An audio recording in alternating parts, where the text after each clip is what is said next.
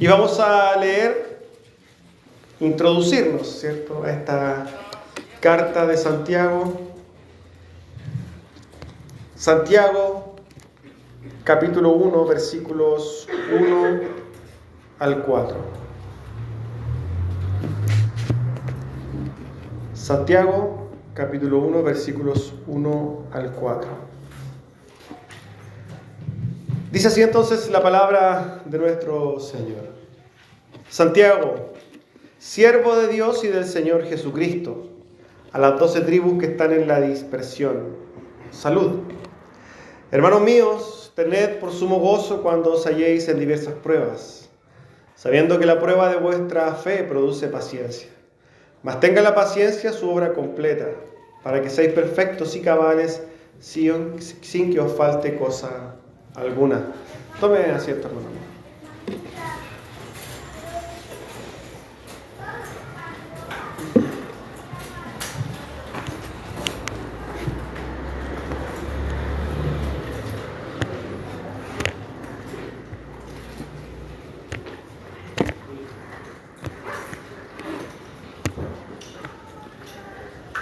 Amén. Hoy día, hermanos, estamos introduciéndonos, ¿cierto?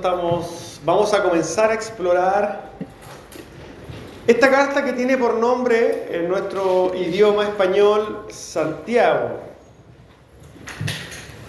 Esta carta, hermanos, se escribe aproximadamente entre los años 60 y 62 después de Cristo. Y está escrita, firmada por un tal Jacobo, ¿ya?, que es como se describe en su texto original. Sabemos, por tanto, que es Jacobo. Jacobo es el que escribe esta carta.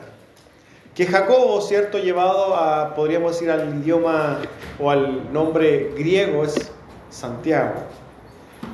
Sabemos, hermanos, que en la Biblia encontramos 3 Jacobos o 3 Santiagos, ¿cierto? 2 de estos Jacobos eran apóstoles.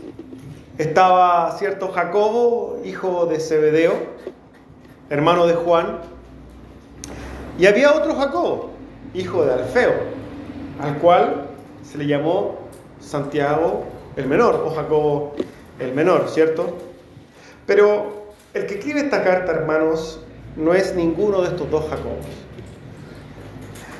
sino que hay consenso, ¿cierto?, a pesar de ciertas, podríamos decir, posturas que reclaman o que dicen que no es así, pero hay en general un gran consenso en que el Jacobo que escribe esta carta es el hermano de sangre de nuestro Señor Jesucristo. Jacobo, ¿cierto?, el hermano de sangre de nuestro Señor Jesucristo, aparece en los Evangelios, Mateo y Marcos. Y sabemos de él que él no creía en Jesús y no creyó en Jesús en su ministerio terrenal, sino hasta después de que él resucitara. Con la resurrección de Jesucristo, Jacobo, su hermano de sangre, se convierte al cristianismo y reconoce a Jesús, su hermano de sangre, como el Señor. Y sabemos de Jacobo a través del libro de los Hechos que llega a ser un prominente líder de la iglesia primitiva de Jerusalén. ¿Cierto? Eso lo hemos estudiado en el libro de los Hechos. Ahora bien, ¿qué podemos decir de este libro de Santiago, amados hermanos? Fíjense que este libro es uno de los libros más cuestionados dentro de la iglesia, o sea, dentro de la historia del cristianismo. Durante muchos años luchó, podríamos decir, para ser considerado o aceptado dentro del canon bíblico. Podríamos decir que fue prácticamente uno de los últimos, junto con Apocalipsis. Y esto debido a una, podríamos decir, aparente enseñanza de salvación por obras, siendo que entendemos y vamos a verlo que no es así. Santiago no enseña en lo absoluto una salvación por obras. Pero fíjense que si bien podríamos verlos a través de la historia del cristianismo, vamos a ver que hasta más o menos hasta el siglo IV esto tuvo algunas disputas respecto al libro de Santiago, no quedó ahí. El mismo Martín Lutero no quería mucho esta carta, no le tenía mucho amor. En sus palabras dijo respecto del libro de Santiago: Dice, mutila las escrituras y por tanto es opuesta a la enseñanza paulina y a toda la escritura. Eso lo dijo Martín Lutero en uno de sus momentos. Aunque después llegó a decir que, estas palabras, no puedo incluir a esta epístola entre los libros principales de la Biblia, pero no impediría a nadie que quisiera incluirla o a nadie que quisiera alabarla, pues ciertamente contiene muchas enseñanzas de gran valor. Quizás esto pasó en el proceso de que Martín Lutero fue encontrándose con la carta de Santiago, ¿no? Independiente, hermanos, de toda la historia que hay con este libro de Santiago y las dificultades que tuvo, nosotros podríamos decir, y vamos a decir con toda autoridad y con toda, podríamos decir, razón, que este libro que hoy día vamos a comenzar a explorar es un verdadero tesoro, hermanos. Y fíjense que, más allá de eso, Santiago es uno de los libros más citados de la Biblia. Y de la iglesia primitiva era uno de los libros más citados. ¿Por qué? Porque su enseñanza realmente es muy práctica. Y tiene enseñanzas que para nosotros van a ser de vital importancia. Solamente eso, hermanos, a modo de introducción para ir directamente al texto, porque entendemos, ¿cierto?, que también hay que analizar el texto. Así que vamos a irnos al texto. Versículo 1 dice así: Santiago, siervo de Dios y del Señor Jesucristo, a las 12 tribus que están en la dispersión, salud. Esta forma de saludar era muy normal, hermanos. Nosotros asociamos salud cuando hacemos un brindis, ¿cierto? Pero no. Salud era algo muy normal en la literatura de aquel tiempo y era muy normal saludar de esta manera. Ahora bien, sabemos por el mismo autor que la carta está escrita por Santiago. Él mismo se hace llamar Santiago. Y se presenta, hermanos, como siervo de Dios y Jesucristo. Y sin lugar a dudas, hermanos, cuando vemos la vida de Santiago, y refiriéndonos al hermano de Jesús, vamos a ver que Santiago, hermanos, realmente fue un verdadero siervo de Dios. Y que finalmente entrega su vida por el Evangelio. Porque a pesar de no ser apóstol, ¿cierto?, también murió por la fe, ¿ya? Fíjense que aquí nos llama algo la atención. Él se hace llamar siervo. Y si ustedes, van a comprender después que la palabra siervo básicamente no existe en la Biblia. Todas las palabras donde dice siervo en la Biblia, la palabra real es esclavo. Esto se cambió con el tiempo por un contexto político-cultural, ¿cierto?, donde efectivamente había esclavitud en el mundo, y como la Biblia era un libro sagrado, ¿cierto?, no podía utilizar esta palabra. ¿Para qué? Para que no se usara como si la Biblia de alguna manera estuviera promoviendo la esclavitud, y se cambia esta palabra por siervo. Pero lo que está diciendo el autor ahí es que él era esclavo. Y suena mucho más dura, ¿cierto?, la palabra esclavo, pero es mucho más fiel con la Escritura. Santiago se presenta como esclavo de Jesucristo. Y esto nos dice algo.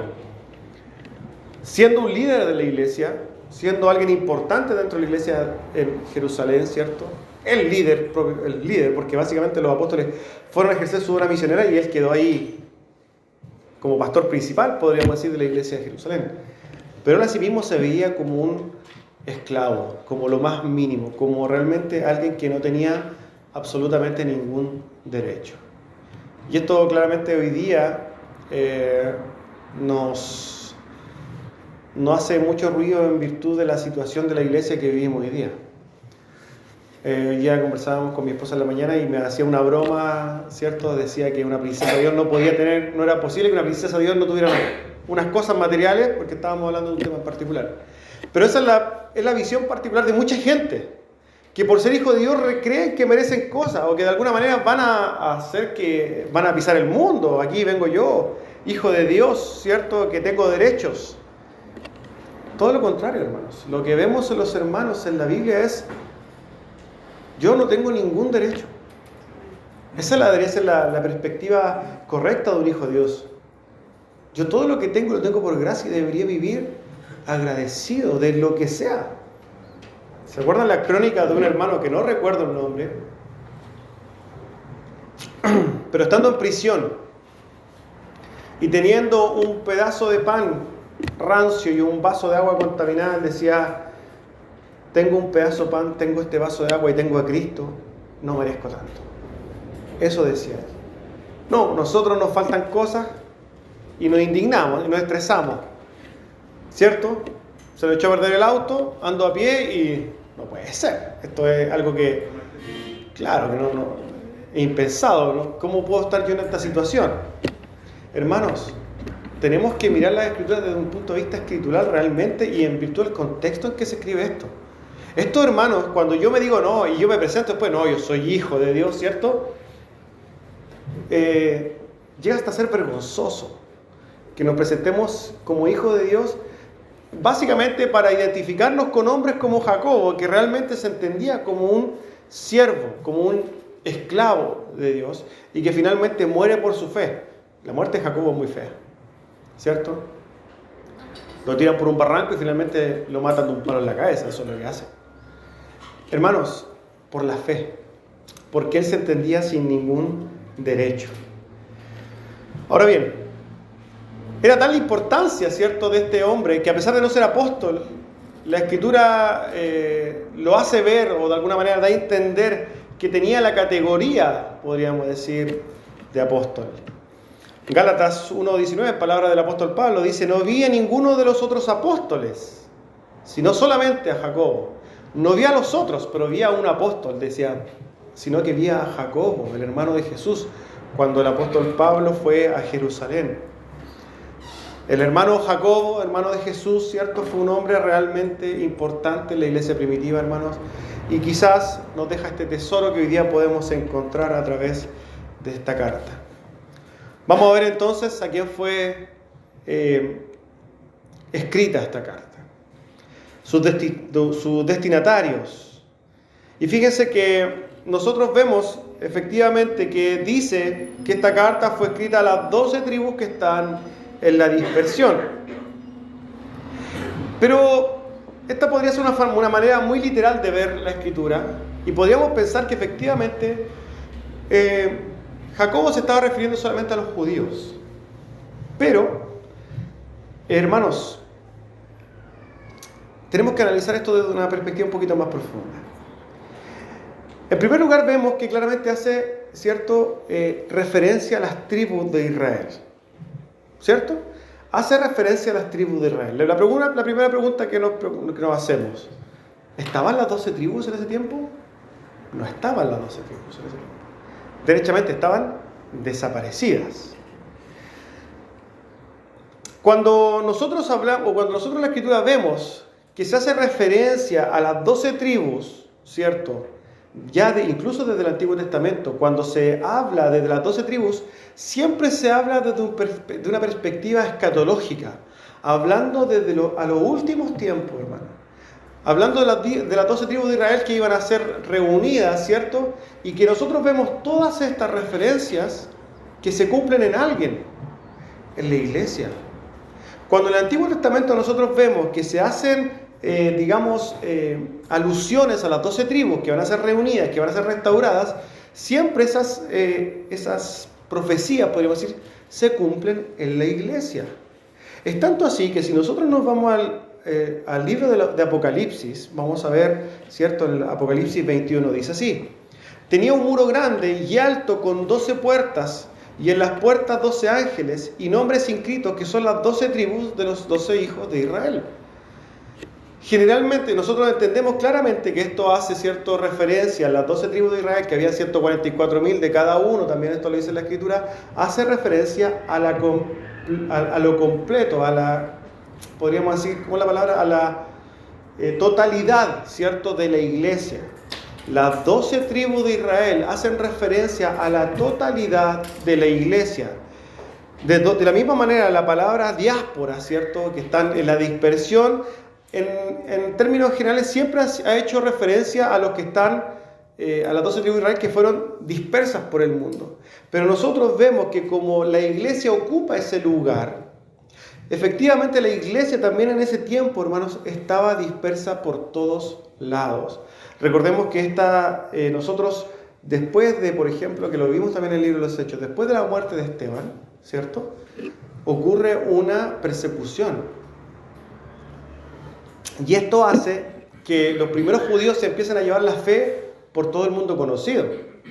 Y eso también fue una dispersión, ¿cierto?, de la iglesia, que llevó el evangelio a todo el mundo conocido. Por tanto, tanto la calificación de 12 tribus, ¿cierto?, que hace referencia a la iglesia, también vemos que la iglesia ha sido dispersa. Entonces, nosotros cuando quizás vemos este libro de Santiago y vemos algunos comentarios de la iglesia primitiva, se entendía que lo que estaba diciendo el apóstol aquí era hacer una carta generalizada a la iglesia de Cristo, que de alguna manera él en su contexto judío la cataloga o le pone el nombre de las 12 tribus, pero en sí esta es una iglesia abierta a toda la iglesia de Cristo. No es una carta para judíos. No es como una carta que nosotros vimos, mira, la carta a los hebreos va dirigida a hermanos judíos, que si bien es abierta para todo el mundo, entendemos que todo lo que se habla es, esto va a judíos. Aquí no, aquí el autor habla de la iglesia en general. Por tanto, lo primero que podemos decir es que sin duda podemos entender y podemos aceptar que esta carta de Santiago está escrita a la iglesia general. Es una iglesia abierta, es una carta abierta, por lo que podemos entender. Y dice en ese sentido entonces, el versículo 2, hermanos míos, tened por sumo gozo cuando os halléis en diversas pruebas. Esto que encontramos, ¿cierto?, en este pasaje nos recuerda quizás a los últimos pasajes que nosotros vimos también en el libro de los Hebreos.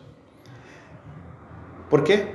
Porque está también refiriéndose a la iglesia como hermanos. Nosotros eso lo vimos, ¿cierto?, en los últimos sermones del libro de los Hebreos. Aquí Santiago se refiere a los que están en la fe como hermanos.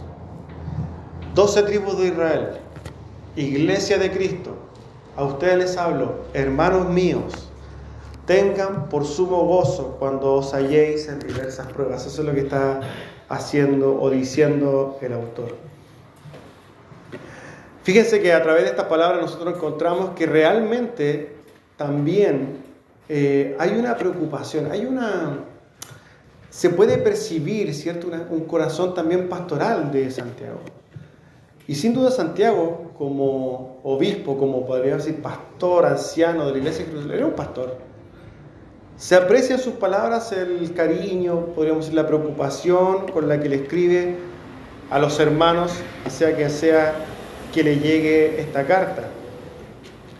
Fíjense que él muestra, ¿cierto?, esta preocupación alentando a los hermanos.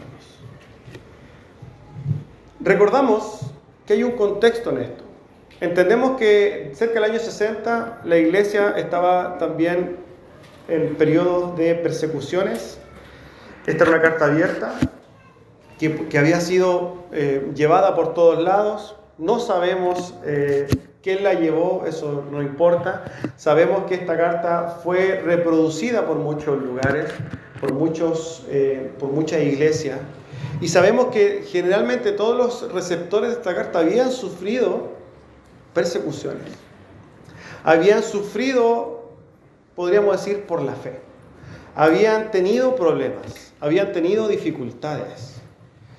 Y por tanto, en ese contexto es que le dice, lo primero que parte diciendo, y esto quizás también debería llamarnos la atención, lo primero que parte haciendo referencia el autor es, inmediatamente, hermanos, tengan por sumo gozo cuando se encuentren en pruebas, cuando estén pasando diferentes dificultades. La palabra para pruebas que aquí el autor escribe, en el griego es la palabra peirasmos. Y fíjese que esta palabra tiene varias acepciones, varios significados, aplicaciones.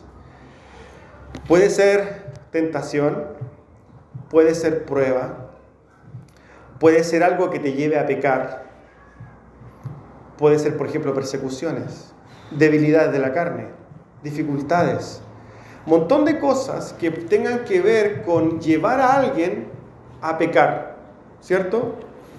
El autor llama a los hermanos a estar dichosos en esta situación y quizás nos llama la atención. Porque si bien nosotros inmediatamente tenemos o relacionamos las pruebas, ¿cierto?, con dolor, ¿no? Cuando nosotros estamos pasando dificultades, ya sea económicas, ya sea familiares, cuando sean debilidades o dificultades que nos da el contexto, la sociedad, tenemos problemas con nuestros hijos, no sé, hay un montón de cosas que nos pueden tentar a pecar o a actuar mal o a dudar de Dios, un montón de cosas. Y estas cosas están relacionadas con el dolor generalmente, ¿no? Nadie está feliz en esta situación.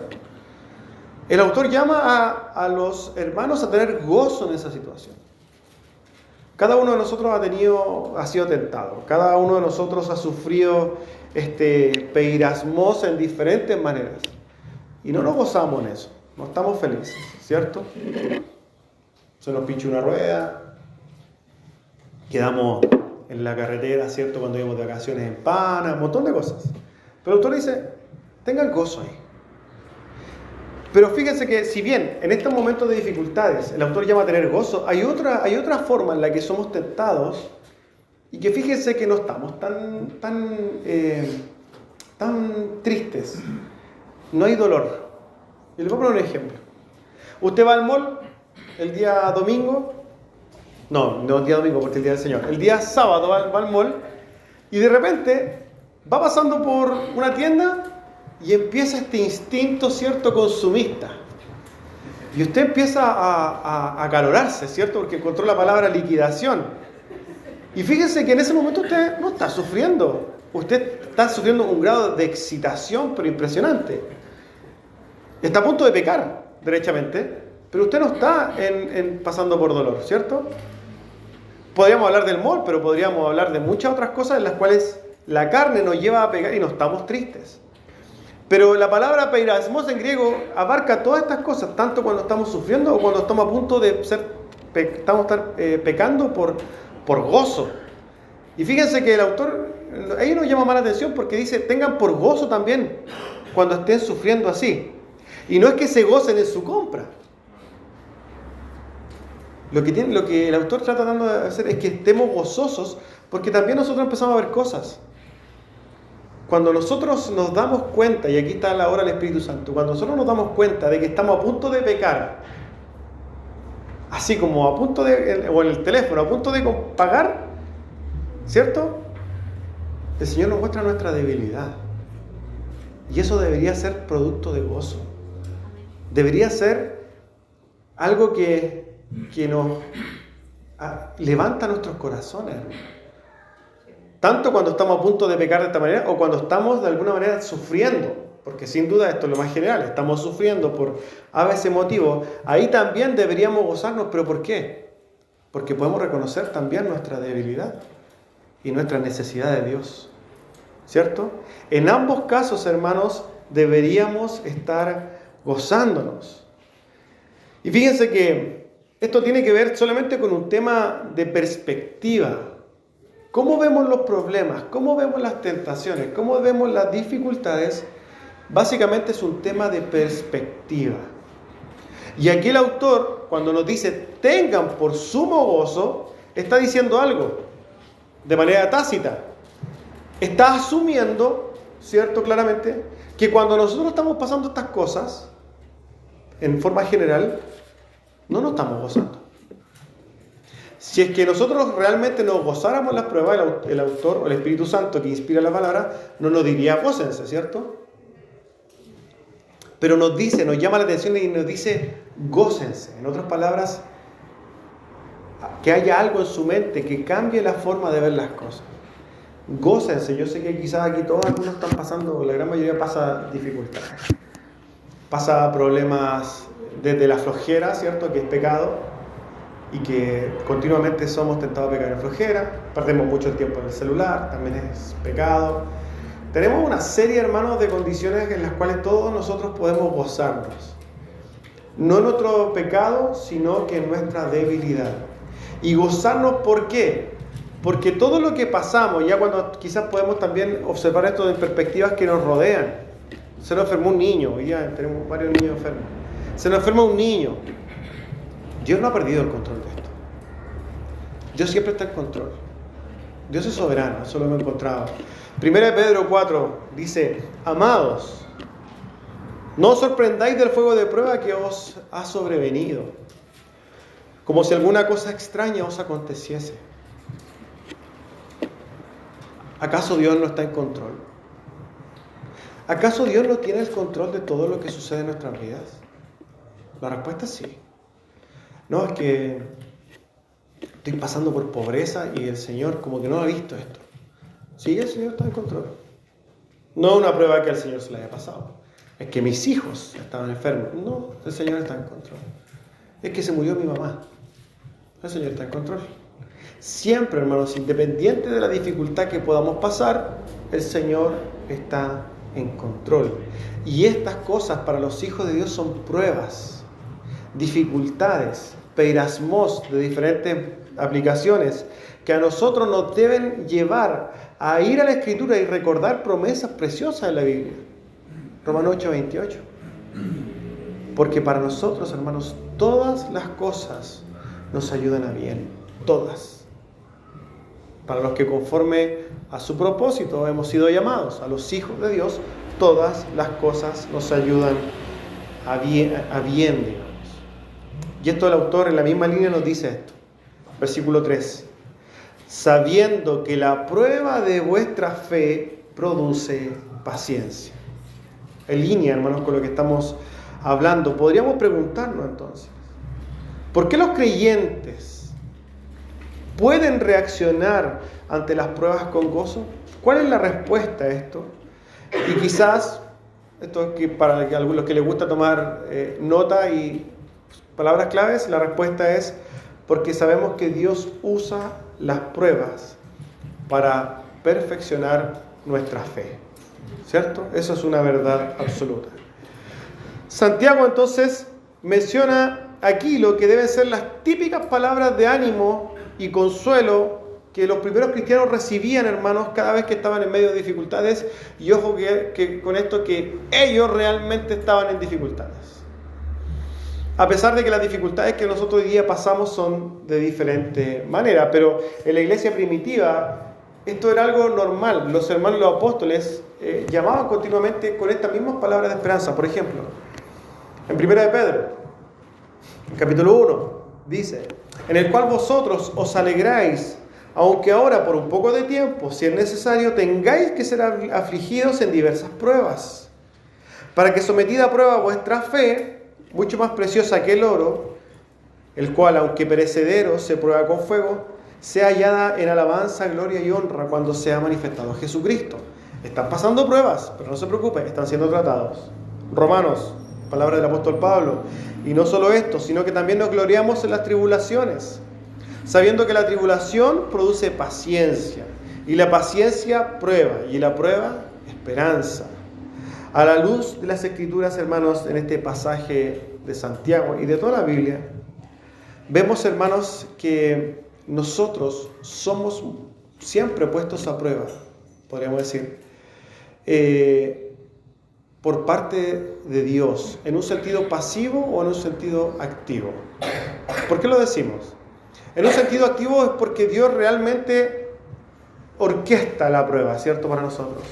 Hace las cosas para que realmente nosotros seamos probados. Pero muchas veces también de forma pasiva, porque deja que nosotros nos conduzcamos y muchas veces a nosotros nos gusta irnos por el lodo, ¿cierto? Y el Señor nos deja ir caminando por donde está la arena movediza, le encanta, porque para eso somos mandados a hacer. Nosotros tenemos un camino pavimentado, ¿cierto? Todo bonito, todo, pero por el lado está el camino de tierra. Y como somos aventureros, nos gusta irnos por el camino de tierra, pero no nos damos ni cuenta que de repente hay un río que cruza y bueno, ya estamos aquí en esta, vamos. Y así, hermano, continuamente vivimos nuestra vida, sobre todo los varones, ¿cierto? Nos gusta. Y después, típico que la mujer nos dice esa hermosa palabra, ¿cierto? Que a nosotros nos encanta, te lo dije. Y nosotros, ¿cierto? continuamente. Y esto es parte de nuestra vida, es como si fuera un cuento repetido. Vivimos y vivimos de la misma manera. Asimismo con Dios. Si Dios de alguna manera estuviera diciendo todo el rato, te dije, bueno, lo encontramos en la Escritura. Pero sabemos que Dios es tan bueno, hermanos, que nos deja ir, pero siempre con control. Siempre nos sujeta. Estamos pasando por el río, nos lleva la corriente, pero Él nos sujeta. Nos costó pasar el río, pero Él hizo que pasáramos. Dios siempre nos guarda, hermano. Y eso es algo que nosotros deberíamos adorar, ¿cierto?, a Dios. Fíjense que en este pasaje en general, en el versículo 3, la palabra prueba, aquí el autor toma otra palabra griega para utilizarse a esta prueba. Aquí utiliza la palabra dokimion. Dokimion, y fíjense que aquí se refiere a una prueba que ha sido pasada con éxito, ¿cierto? En otras palabras, dice que si nosotros, y quizás esto parafraseándolo, haciéndolo una especie de traducción al español, que si bien nosotros hemos pasado esta prueba, entonces va a haber un fruto. Hay un fruto que vendrá, y es la paciencia. Dios, hermanos, hace pasar a los hijos de Dios como por una especie de refinería, ¿no? Nosotros sabemos que los metales preciosos, el oro, la plata, tal como dice el apóstol Pedro, ¿cierto?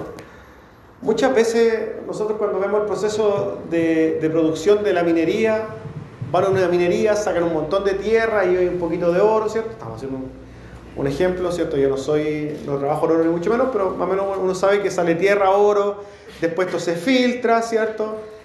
Se une todo el oro, se calienta, se purifica, se le da forma. Bueno, esto es un proceso de refinación, lo mismo que pasamos nosotros. El autor dice que si nosotros pasamos la prueba, somos filtrados, va a ir generando en nosotros una calidad diferente, un mejor carácter, un mejor manejo, podríamos decir, la fe. Somos tratados. Nosotros hablamos en nuestra idiosincrasia del cuero de chancho, ¿cierto? Se va generando un callosidad en las manos, ¿cierto? ¿Por qué? Porque nos vamos poniendo de alguna manera más duros. Y claramente Dios hace esto, hermano, por amor a nosotros. Dios usa, hermanos, las dificultades de la vida para refinar nuestra fe. Esa es una verdad absoluta. Muchas veces pasar por esas pruebas duele, sin duda. Antes cantaba, o la iglesia pentecostal cantaba, ¿cierto?, el alfarero, ¿cierto?, que se rompió el jarro. Es la misma analogía, viene por el mismo lado. Y fíjense que, hablando de lo que dice este mismo pasaje, también hay algo que nosotros tenemos que comprender de mejor manera, porque cuando nosotros vamos al griego podemos encontrar mejor o mayor profundidad en el texto. Fíjense que cuando habla de la paciencia, utiliza la palabra hupomoné. Hupomoné no solamente significa paciencia, hermanos. Significa resistencia, aguante, constancia, carácter. Eso significa la palabra hupomoné. No solamente paciencia. La etimología, ¿cierto?, de la palabra quiere manifestar la idea de mantenerse bajo, soportando, ¿cierto? Esa es la etimología de la palabra. Y eso, entonces, ¿qué quiere decirnos? Quizás para también ir redondeando este tema. Si nosotros pasamos bien la prueba, o sea, cuando nosotros realmente superamos la prueba, en nosotros va a generarse un fruto, que es la constancia, el carácter, la resistencia, el aguante. Las pruebas, hermanos, forjan el carácter cristiano. Esa también es una verdad absoluta. Las pruebas que pasamos forjan nuestro carácter. En otras palabras, usted no podrá ser un cristiano maduro si usted no pasa por pruebas. Usted no podrá ser un cristiano maduro si no pasa por pruebas. De la misma manera, yo no sé si a alguien le gusta, no vino nuestro hermano Jackson hoy día, pero Los que les gusta hacer pesas, ¿vino el hermano Jackson? No vino. Los que les gusta hacer pesas saben que, por ejemplo, para construir músculo, ese músculo se debe destruir. Cuando alguien levanta pesas, lo que hace básicamente es destruir sus fibras musculares. Eso es lo que hace. Y ¿por qué la gente empieza a crecer músculo? Porque lo que se crece, lo que empieza a crecer y se verse más es nuevas fibras que se regeneran. No se puede crecer muscularmente si es que no se rompen las fibras musculares que ya se tienen. Asimismo funciona con el carácter cristiano. Usted no va a crecer si es que usted no es destruido. Y va a ser destruido a través de las pruebas. Pero las pruebas que las tiene que pasar. Usted no puede ser un mejor hermano si es que un hermano no abusa de usted. Hermanos, muchas veces nuestros propios hermanos van a abusar de nosotros. Van a pasarnos a llevar. Van a, estafarnos, van a ignorarnos, van a pelarnos por atrás, un montón de cosas. Pero esas cosas, hermanos, son necesarias que sucedan, como dice la Escritura, no solamente para que se filtre quiénes son y quiénes no son, sino que para moldear nuestros caracteres. Fíjense que las personas que pasan continuamente la prueba, son muchas veces vituperados, son pasados a llevar, son molestados, etcétera, etcétera, etcétera, después nada los mueve. ¿Cierto? Pero hay hermanos que vienen acá, un niño lo mira feo y ya se indignó. Y como gato, ¿cierto? Y muchos se van incluso a la iglesia. Y usted se da cuenta de que, uno, no ha pasado la prueba, y segundo, no han pasado ninguna dificultad, ¿cierto? Y si se van de la iglesia, básicamente no pasaron la prueba. Pero fíjense que si esa misma persona la mira feo a un niño y se espanta, después la mira feo a un adulto y sufre, ya, pero no importa, vamos de nuevo. Y después ya la mira fea a toda la congregación y dice, y sigue avanzando, esa persona no la va a mover nadie después. Así se forma y se forja el carácter cristiano. Aquí estamos hablando quizás de una cosa que vemos en la iglesia, pero esto pasa en la vida, hermanos. En nuestras vidas cristianas, en las dificultades, en las tentaciones. Día a día nosotros somos probados en nuestros trabajos, en nuestras familias.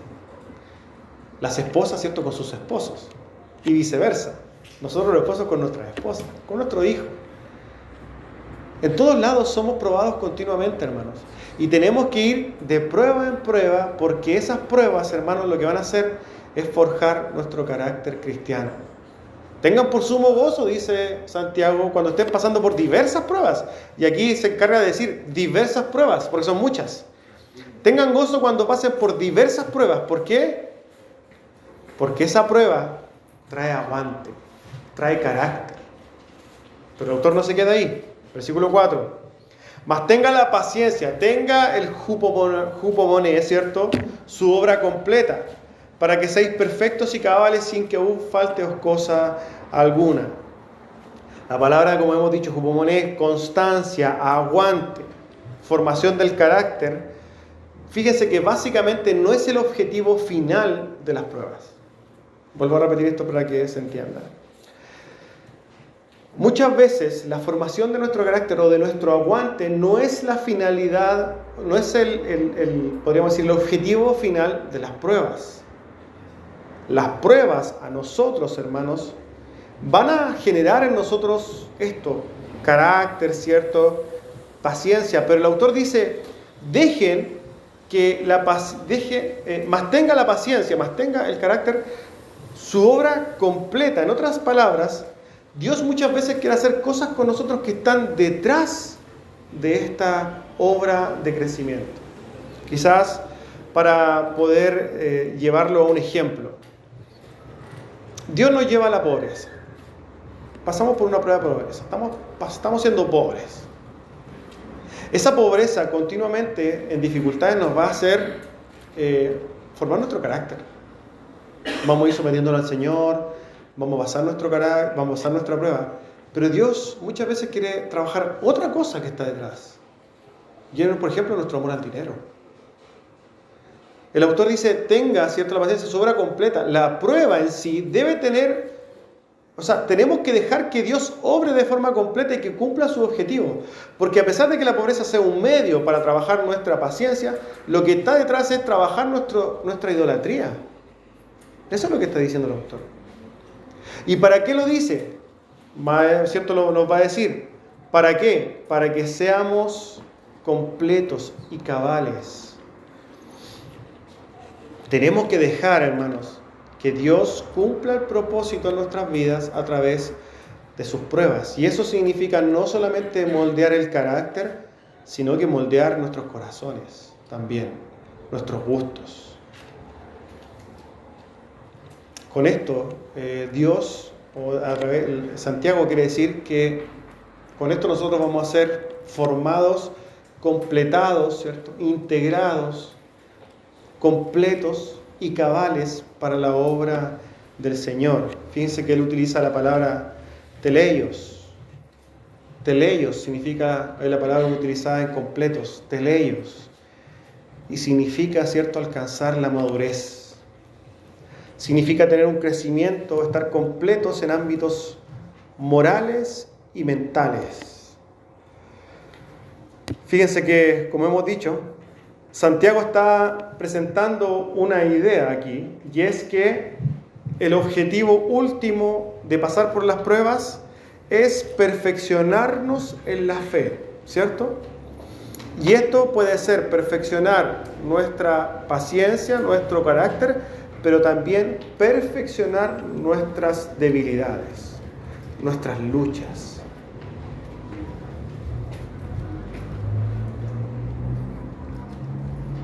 Quizás, hermanos, la pobreza es algo que nosotros lo vemos normalmente. Y quizás podríamos decir que el amor al dinero es el mal hoy día generalizado. Pero ¿sabe qué? Cada uno de nosotros tiene diferentes luchas. Y algunos no luchan con el amor al dinero. Lo hacen de otra manera. Algunos tienen, por ejemplo, problemas sexuales, de infidelidad. Algunos tienen problemas que son tan ocultos y diversos en los corazones que Dios utiliza eso para ir moldeando la vida de los creyentes, hermanos. Quizá alguno de ustedes es envidioso. Y yo lo veo acá y usted es súper espiritual. Pero usted es un envidioso empedernido. Y fíjese que Dios a través de eso le puede quitar muchas cosas por lo mismo.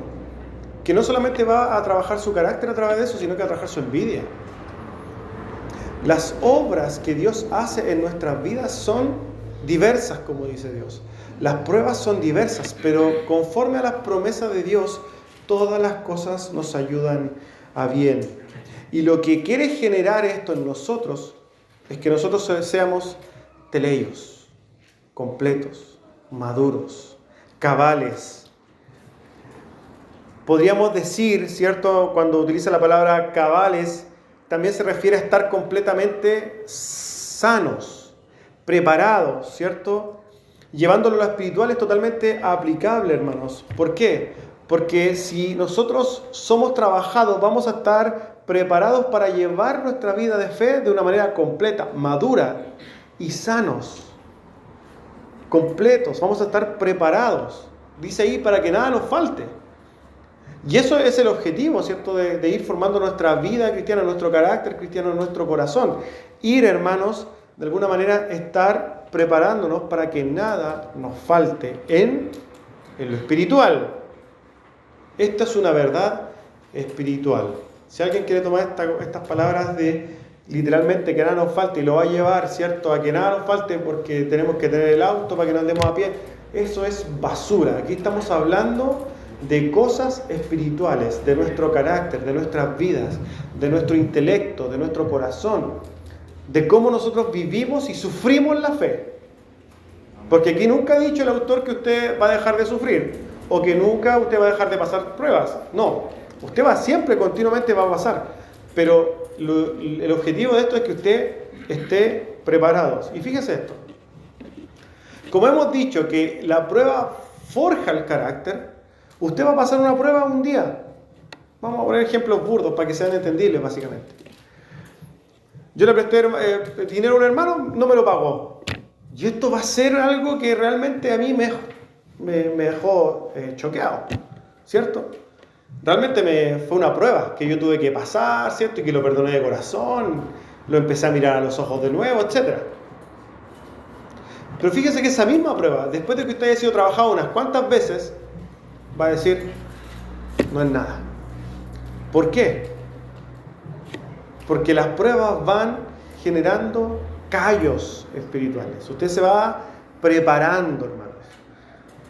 Yo recuerdo una vez una persona que estuvo barriendo 15 minutos y se le hicieron callos en las manos, o sea, ampollas en las manos. En serio, hermanos. Estábamos haciendo una barretón, que era una cosa medio extraña que hacíamos antes para predicar, y una de las niñas barrió, ya ponle media hora, y tenía ampollas en las manos. ¿Qué quiere decir eso? Que nunca había tocado una escoba en su vida. Pero hermanos, la gente que trabaja en las calles barriendo todo el día, puede estar barriendo todo el día y no le pasa nada en las manos. Así mismo funciona en lo espiritual. Bienvenidas las pruebas, tenemos que decir, hermanos. Bienvenidas las pruebas y en todo ámbito de cosas. Porque así podemos nosotros depender de Dios. Él dice, hermano, entonces que nada nos faltará en manera alguna, siempre hablando de manera espiritual. Y podríamos entenderlo también como que el creyente responde con confianza a Dios. Y con la determinación de resistir, ¿cierto? Pacientemente las pruebas. Enfrentando las pruebas con un carácter cristiano, íntegro, completo, cabal, sano. ¿Por qué? Porque se han desarrollado en el carácter y en el corazón del cristiano las virtudes necesarias para enfrentar la vida cristiana. Como hemos dicho antes, usted nunca va a madurar, hermano, si es que usted no pasa por pruebas. Bienaventurado aquel que es pasado por las pruebas.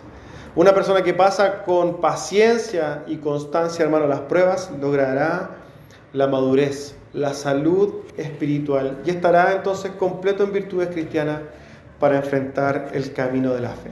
Por tanto, hermanos, y para concluir hoy día este sermón, yo le pregunto quizás, ¿está pasando alguna prueba en este momento? Yo creo que más de algunos sí. Y yo realmente espero que la esté pasando, pero que la esté, como decía ahí la Escritura, superando la prueba.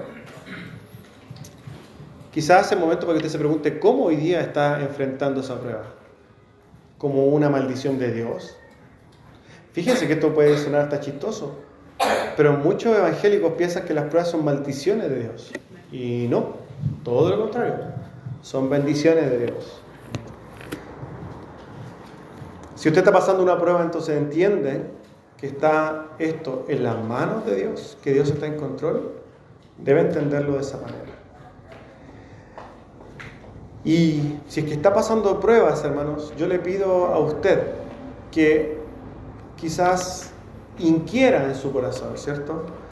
Que profundice en su corazón para ver cuáles son los frutos que Dios quiere de él. ¿Y qué es lo que Dios está tratando? ¿Sabe por qué, hermano? Porque muchas veces amamos el dinero sin saber que lo amamos. Somos envidiosos sin saber que somos envidiosos. Somos orgullosos todo el rato, nos demos cuenta o no, ¿cierto? Somos muchas veces nosotros, en nuestros corazones escondemos muchas cosas muy malas. Por tanto, es necesario que nosotros profundicemos en la condición de nuestro corazón. Y por último, conforme a lo que dice la Escritura, ¿está dispuesto a gozarse en esa prueba? Espero que este sermón, hermanos, haya sido de aliento o de alguna manera que ilumine el entendimiento para que nosotros veamos cómo superamos las pruebas que pasamos. Ya sea familiar, ya sea en la casa, ya sea en el trabajo, ya sea en el orden de las cosas que sean, porque Dios está en control.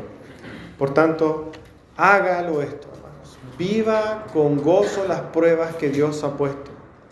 Viva su debilidad con gozo. Sabiendo, hermanos, que la prueba trae paciencia, constancia y carácter, que formarán ustedes este carácter cristiano íntegro y estará espiritualmente sano y listo para enfrentar una vida de piedad. Amén. Vamos a ver para terminar.